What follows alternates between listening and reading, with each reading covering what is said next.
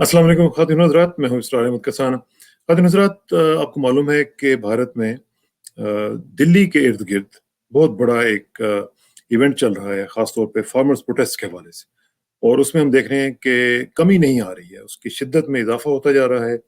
और उसके बारे में आपको पता है कि किस तरीके से एक इनसिक्योरिटी का मुज़ाहरा करते हुए जो मोदी सरकार है उसने कीलें लगा दी हैं, उसने मुख्तलिफ तरीकों से बैरिकेडिंग कर दी है और 5-5, 6-6, 7-7 लेयर्स की बैरिकेडिंग की है कि वो कहीं अंदर ना आ जाए।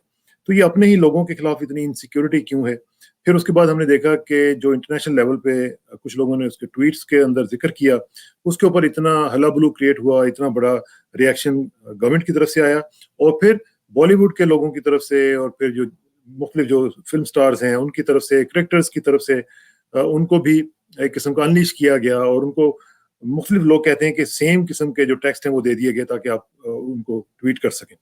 ये क्यों हो रहा है इस तरह? और इसका तजिया करने की कोशिश करेंगे और देखेंगे कि वहाँ पे क्या सूरत-हाल चल रही है और उस शख्सियत से आपको मिलवाएँगे कि जो गाज़ीपुर जो बॉर्डर है, उसके बिल्कुल साथ रहते हैं और गाज़ीपुर आपको पता है यूपी की तरफ से जो लोग आए हुए हैं, वहाँ पे ख़ास तौर पे राकेश टिकैत वगैरह के जो लोग हैं, वो वहाँ पे ही हैं।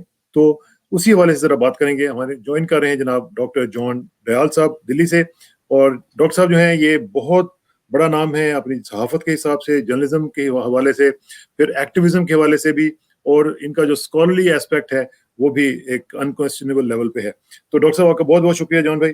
और शुक्रिया। सबसे पहले मुझे ये बताइएगा कि आप तो बहुत करीब से इसको देख रहे हैं, ये जो आंदोलन चल रहा है, पूरा जो एहतजाज चल रहा है और आपको आवाज़ें भी आती होंगी, आपके करीब से वो जो मार्च हुआ था जनवरी का, वो भी उधर से गुज़रा।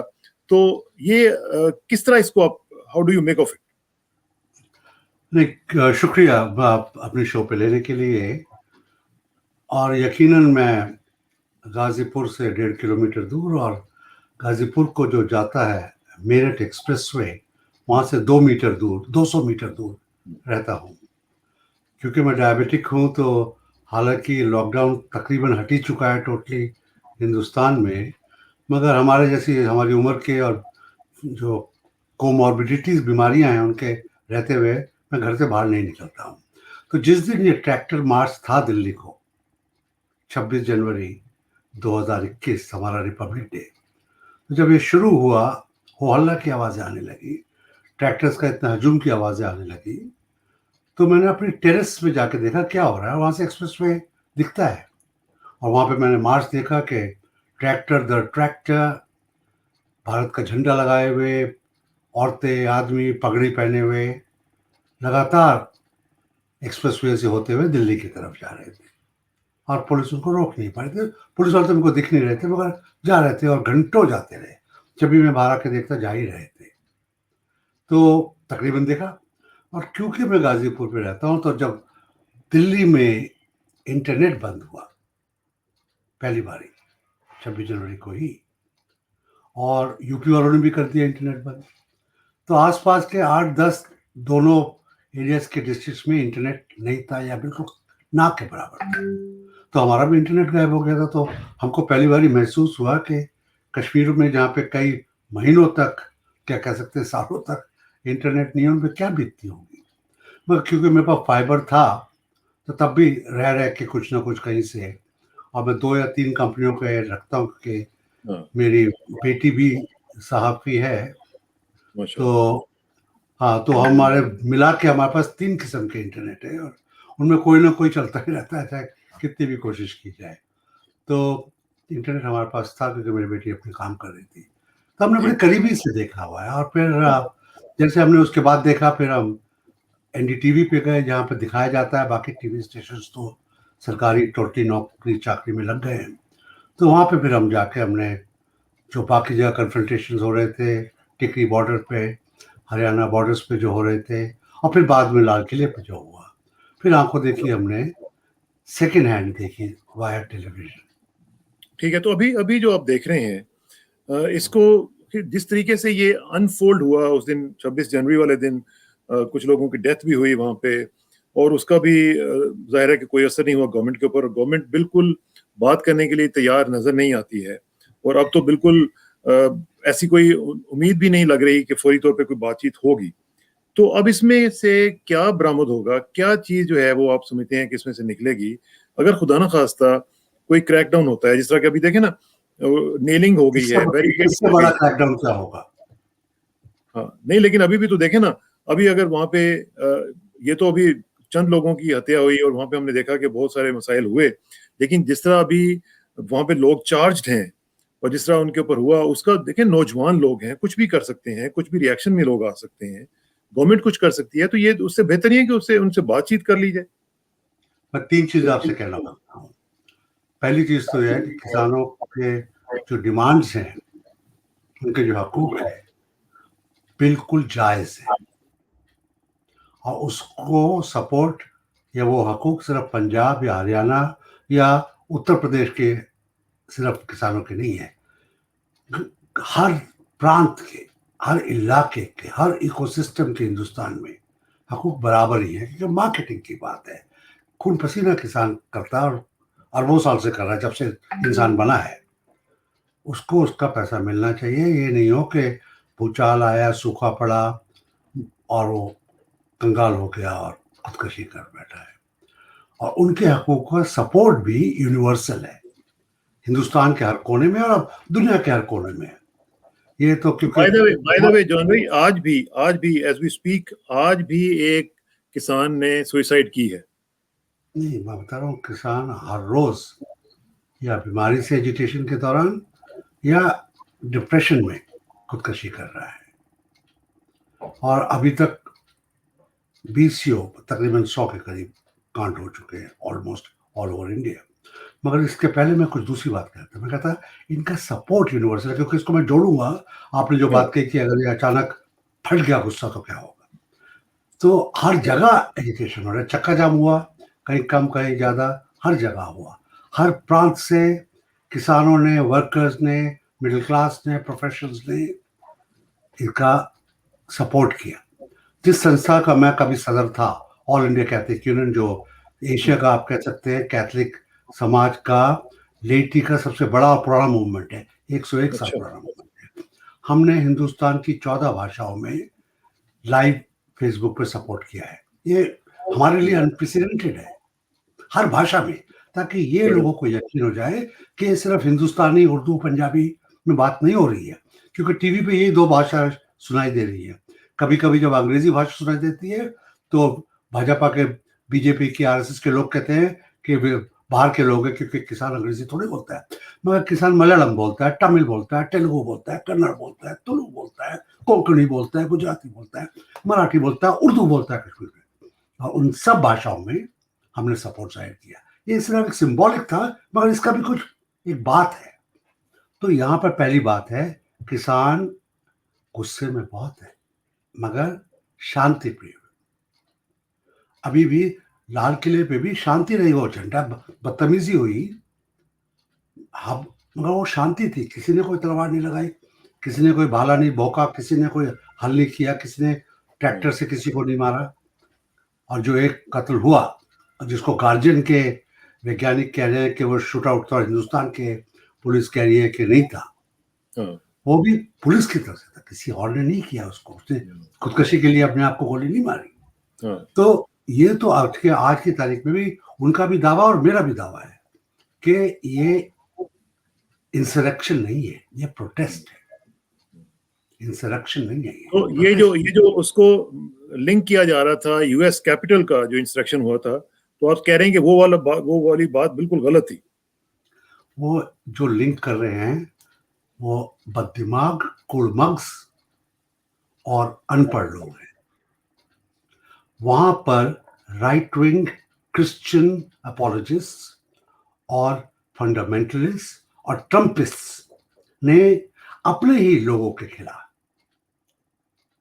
किया, डिमांड की कि हमारे जो रिपब्लिकन्स हैं वो ट्रंप को वोट दे, हमारा जो वाइस प्रेसिडेंट पेंस वो ट्रंप को वोट दे।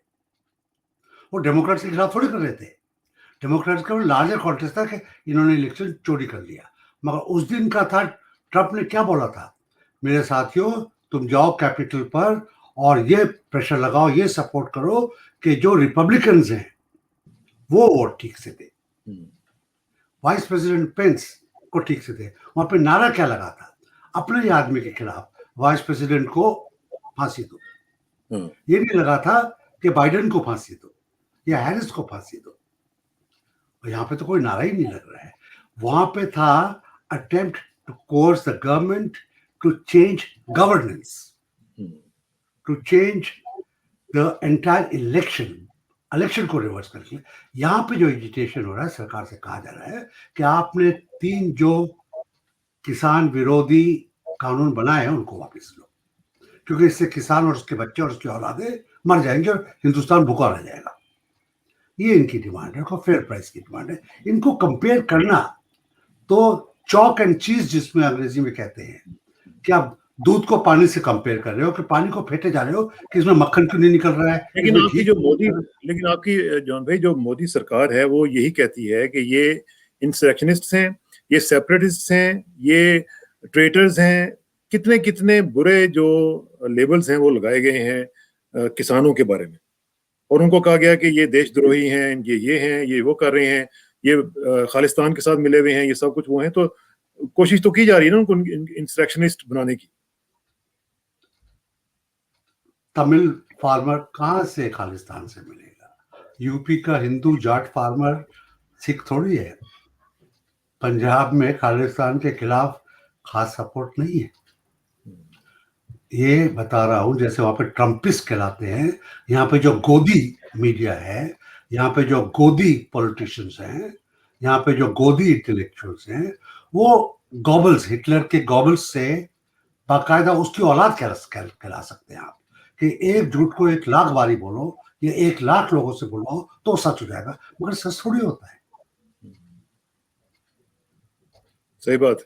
तो अभी अभी जो है, जब हम देख रहे हैं कि लोग जो हैं वो बिल्कुल जाने के लिए तैयार नहीं है, दोनों ने मैक्सिमलिस्ट पोजीशन ली हुई है। तो इस सिचुएशन में तो नॉर्मली ये होता है कि कोई लोग मीडिएशंस के लिए आ जाते हैं, इंटरमीडियरीज आ जाते हैं, वो आके कहते हैं अच्छा जी हम आपकी बात करवाते हैं, ताकि जो दरमियानी फासला है उसको पाटा जा सके। तो इस तरह की सिचुएशन तो अभी तक हमें नजर नहीं आ रही है। तो फिर आ रही है। इंपॉर्टेंट बात है कि भाजपा के अंदर से आ रही है। भाजपा में, हरियाणा में, यूपी में जो पॉलिटिशियंस हैं, जो समझ रहे हैं कि उनके हमारे पांव के नीचे की जमीन खिसक रही है। जब जाट, हिंदू जाट, जिसने मुरादाबाद में कत्लेआम की बारी किया था, भाजपा को वोट दिया था, मायावती के खिलाफ काम किया था, वो अब भाजपा के खिलाफ हो गया। सरदार जो कांग्रेस के साथ नहीं था और अभी भी आधा है, क्योंकि सरकार वहां पे कांग्रेस की, मगर कुछ तबका नहीं है, वो लोग हरियाणा में गुजर टूट रहे हैं, अपने लोगों को कह रहे हैं हटो। सरकार से कह रहे हैं कि अगर आपने इस पर ऐसी कहा तो हम तो कहीं की नहीं रहेंगे। भजन लाल के जो बेटे और पड़पोते और पोते जो पॉलिटिशियंस हैं, जो कांग्रेस के साथ नहीं है, भाजपा के या तो साथी थे या अंदर थे, वो टूट रहे हैं। और जगह मंत्री भी कह रहे हैं अभी कसमसाए हुए, अभी मौका नहीं है कि मोदी के खिलाफ साफ बात आ जाए। मगर क्या मोदी के खिलाफ गुस्सा नहीं है, जज्बा नहीं है? ये कहना तो ठीक नहीं रहेगा। ये कहना कि सिर्फ मोदी के खिलाफ सिर्फ कांग्रेस है या कम्युनिस्ट है, ये भी ठीक नहीं है। ब्रॉड स्पेक्ट्रम के अंदर, सतह के नीचे कहा जा रहा है कि दाढ़ी बढ़ाकर अपने आप को क्या सिद्ध कर रहे हैं, हकीकत से क्यों भाग रहे हैं, कब तक? तो मेरा ख्याल है उन्होंने ऑलरेडी, सुप्रीम कोर्ट ने भी, उन्होंने भी कहा है कि हम 1.5 साल के लिए पोस्टपोन कर देंगे। शायद हो सकता है कि वो जब तक का नेक्स्ट जनरल इलेक्शन नहीं है 24 तक का, तब तक के लिए पोस्टपोन कर दें, कि अगली सरकार आएगी वो देख लेगी।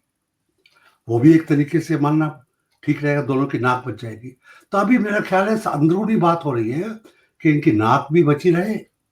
फेस सेविंग डिवाइस क्या हो सकती है? किसान तो कह रहे हैं कि अगर एक पंजाब का किसान वापस चला जाएगा तो यूपी का किसान नहीं जाएगा, और अगर यूपी का किसान चला जाएगा तो पंजाब का किसान नहीं जाएगा।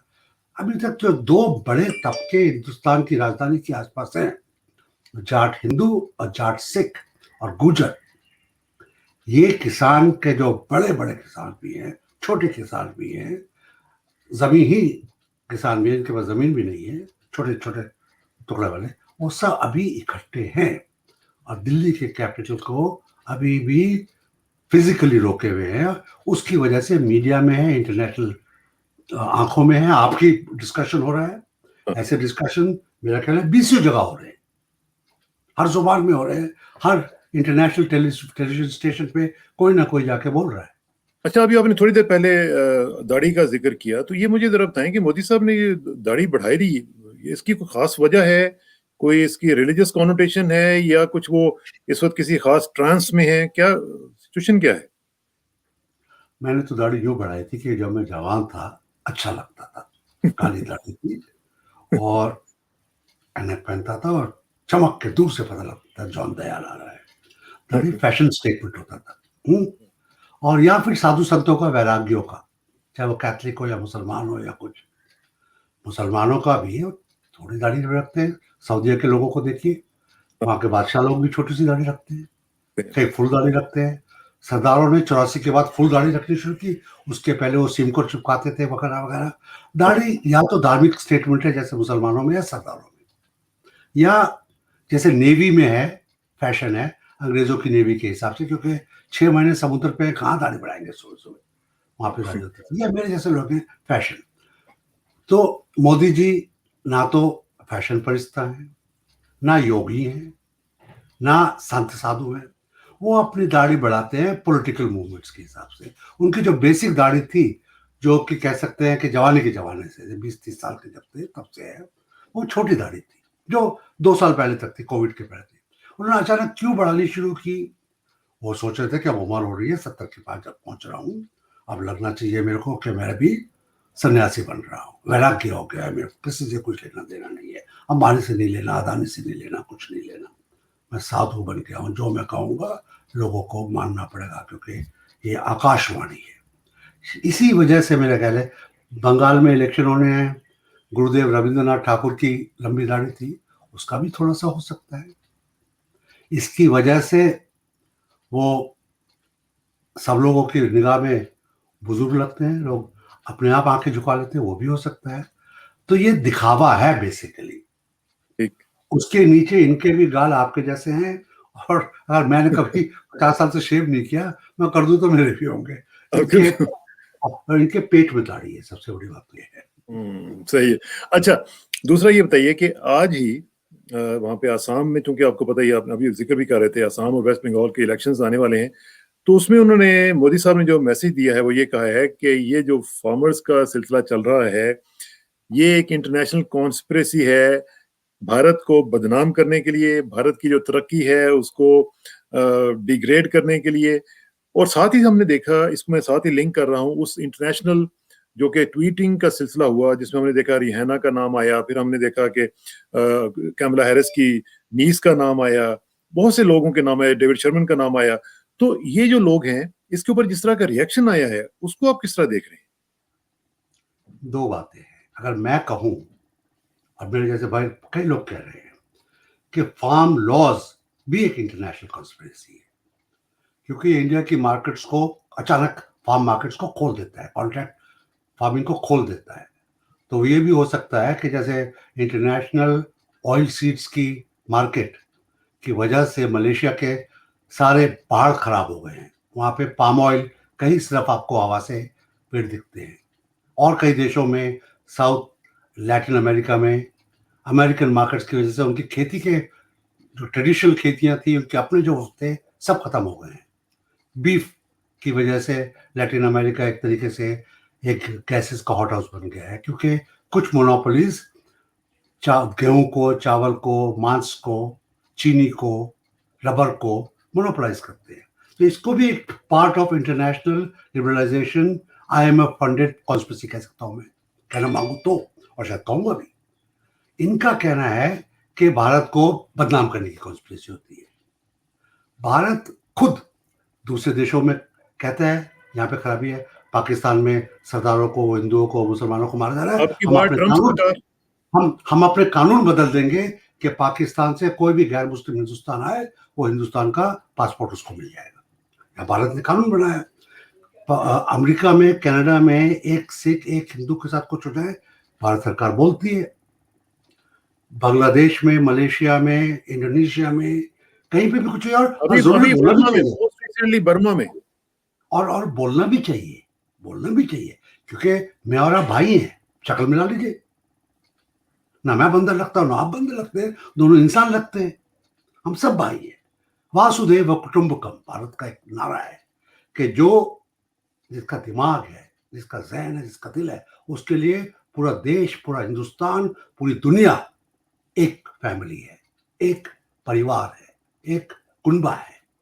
तो उसके तहत देखा जाए तो हिंदुस्तान को हक है कि अमेरिका में जो हो रहा है उसके खिलाफ बोले, ठीक। और हर देश और हर पूरे ग्लोब को और यूनाइटेड नेशंस को हक है कि हिंदुस्तान में अगर एक मुसलमान मारा जा रहा है, एक सरदार मारा जा रहा है, एक वकील मारा जा रहा है, एक पत्रकार को पकड़ा जा रहा है, एक ईसाई मारा जा रहा है, गरीब मारा जा रहा है, एक ट्राइबल मारा जा रहा है, एक हिंदू पंडित कश्मीर में मारा जा रहा है, तो भी हक है। कुछ भी तो कोई भी बोले, ये हक है। इनका कहना है कि जब आरएसएस कुछ करता है, जब भाजपा कुछ करता है, जब मोदी सरकार कुछ करती है और उसका विरोध होता है, तो हिंदुस्तान की छवि खराब हो रही है। गलत बात है। भारत की सरकार की पॉलिसीज की छवि खराब हो रही है और होनी चाहिए। ठीक पॉलिसी कर दो, लोग वाह वाह करेंगे। आपके किसान ज्यादा प्रोड्यूस करते हैं, दुनिया में कहते हैं कि हिंदुस्तान में बहुत प्रोडक्शन हो गया। आपके साइंटिस्ट कुछ करते हैं, दुनिया प्रेस करती है। आपके टेनिस सोनिया मिर्जा हर जगह जानी जाती है, सचिन हर जगह जाना जाता है। तो जब हिंदुस्तान को अच्छा काम करता है, दुनिया प्रेस करती है। एनआरआईज अमेरिका में मिनिस्टर बन गए, यूके में मिनिस्टर बन गए, सब जगह मिनिस्टर बन गए, क्यों नहीं? अच्छी बात है, अब पूरी दुनिया प्रेस करती है। लेकिन जिस तरह अभी आपने सचिन का नाम लिया, सचिन समेत मुख्तलिफ लोगों ने जिस तरह ट्वीट किए और उनका टेक्स्ट जिस तरह लग रहा था कि 2-3 तो मैंने देखे जो बिल्कुल आइडेंटिकल थे।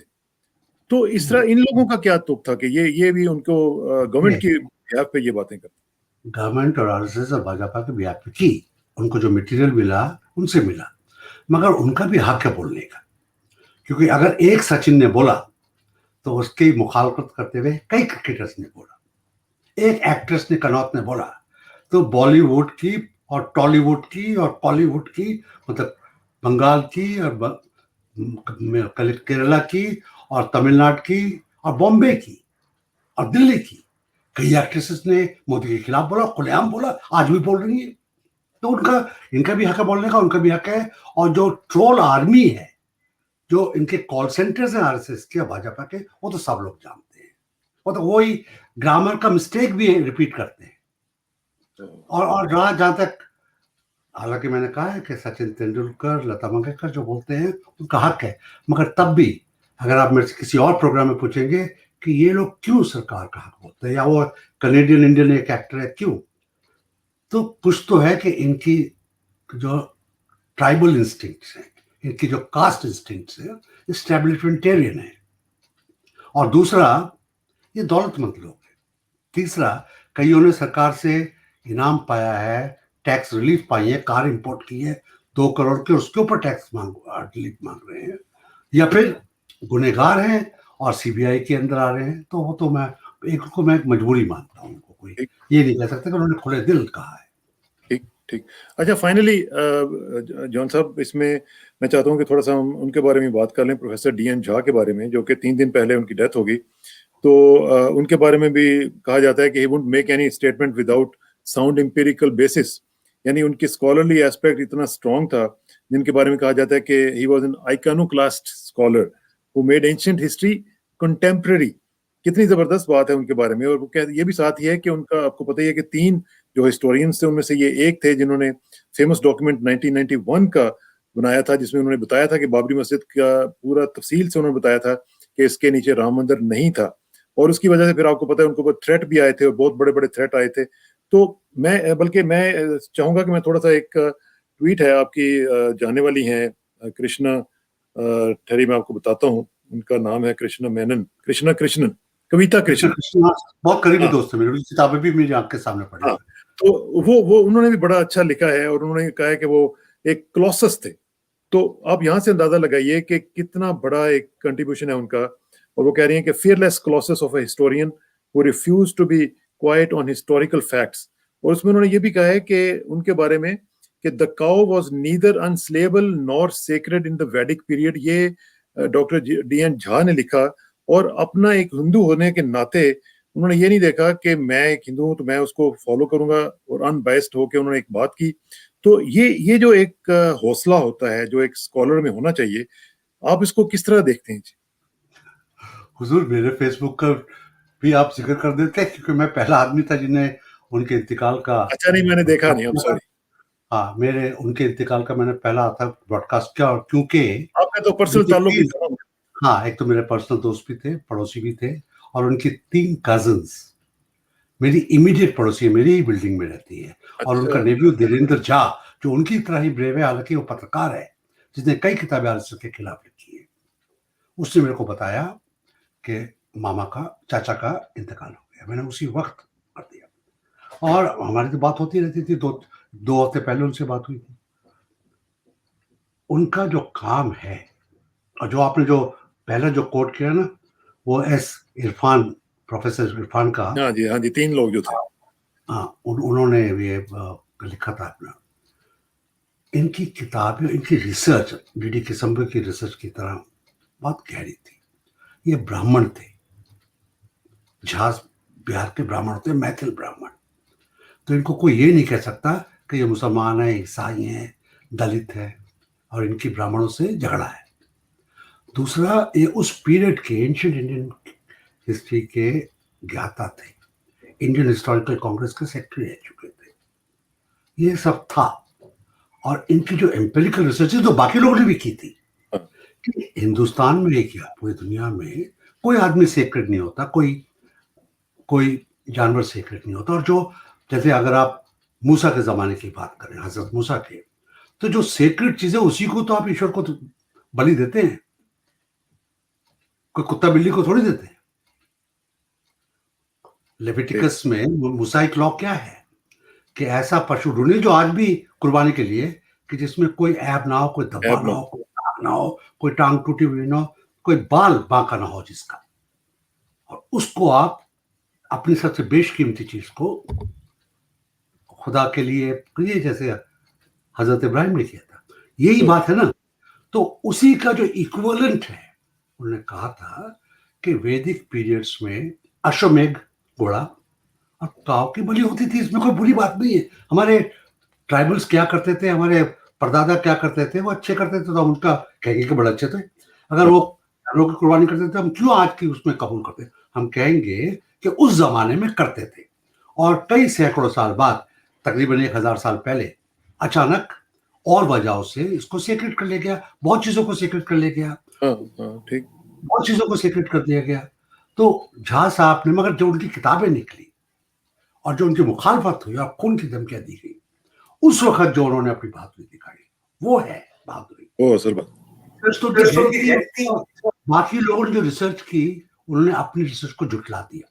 कईयों ने हाँ। बेईमानी की, एक आदमी को इनाम मिला सरकार से, क्यों नहीं मिलेगा, उसे सरकार की तरफदारी की। उसने जब डिगिंग्स हुई अयोध्या में, वहां पे हम लोग उसी जमाने में 1992 के आसपास हम कह रहे थे कि ये बकवास है। अगर आप देखेंगे, मस्जिद के नीचे मंदिर हो सकता है, और मंदिर को और खोदेंगे तो वहां पे आपको बुद्धिस्ट श्राइन मिलेगी, हाँ, क्योंकि बिल्कुल। यही हिंदुस्तान की हिस्ट्री है। हिस्ट्री और तो ज्यादा यही है। खोदेंगे, और ज्यादा खोदेंगे तो शायद कोई आदिवासी गॉडेस का मिल जाएगा। हर जगह ऐसे ही होता है, हर जगह ऐसे ही होता है।